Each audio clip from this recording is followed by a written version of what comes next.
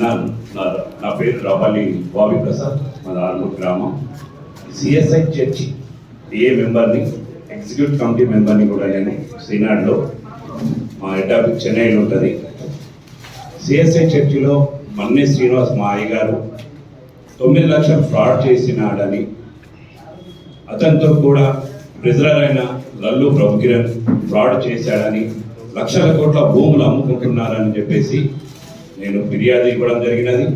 దీనికి తోడు మా నూతన దేవాలయం ఖర్చు ₹1 ఖర్చు కూడా ఇంతవరకు అధిష్టాన పెద్దలకు ఇవ్వలేదు, అవన్నీ ఇవ్వాలని ఒక కమిటీ మెంబర్గా నేను గెలిచి ఇవన్నీ అడగడం జరిగింది.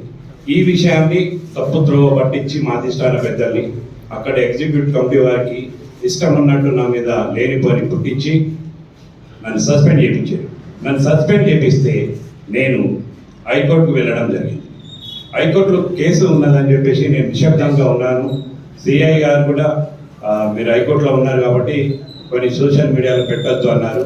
నన్ను అన్ని గ్రూప్లలోకి వెళ్ళి, మా సిఎస్ఐ చర్చి గ్రూప్లలోకి వెళ్ళి నన్ను తీసేసినందుకు, నేను సొంత మీడియా వాడినందుకు సార్ చెప్పినప్పటి నుండి నేను ఎక్కడ కూడా ఏమి చేస్తలేను.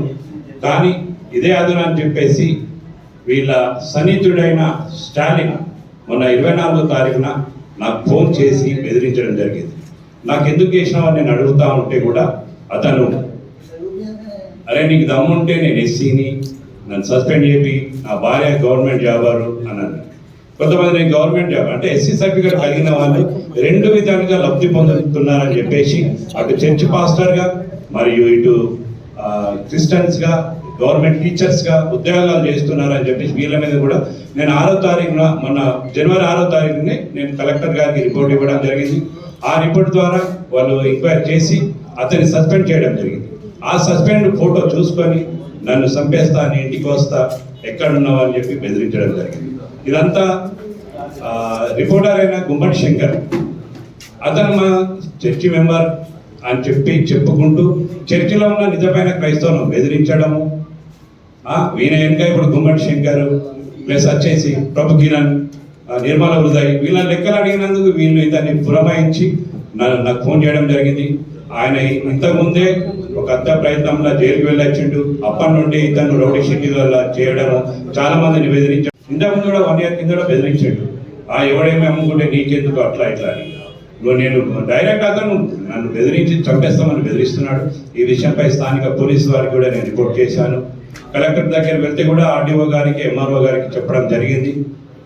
దయచేసి ఇప్పటికైనా మరి మీడియా మిత్రుల ద్వారా నేను మిమ్మల్ని అందరినీ కోరుకుంటున్నాను.